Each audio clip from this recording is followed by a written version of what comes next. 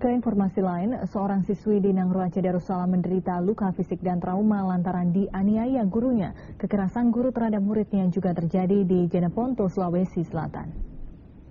Lantaran salah berbaris, Vika Miftahul Jannah menderita memar di sekujur tubuhnya.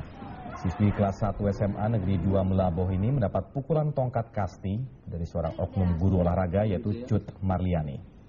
Vika mengaku derita yang dialaminya ini bukan pertama kali terjadi. Sang guru kerap melakukan tindak kekerasan pada dirinya. Bahkan sebelumnya Vika pernah jatuh pingsan akibat dipukuli guru yang sama. Vika tidak berani melaporkan tindakan gurunya karena khawatir diancam tidak naik kelas. Sementara itu, Cut Marliani sendiri mengakui kekerasan sudah menjadi karakternya dalam mendidik anak di mata pelajaran olahraga. Meski menyadari pola yang diterapkannya salah, Cut Marliani menyatakan siap menerima sanksi. Dan nasib naas juga menimpa Muhammad Kadafi, siswa SMP Tamalate, Jeneponto, Sulawesi Selatan.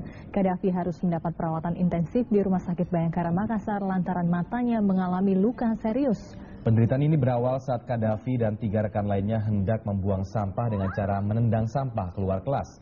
Tindakan ini diketahui seorang guru matematika yang bernama Hasnah. Hasnah murka menempeleng keempat muridnya.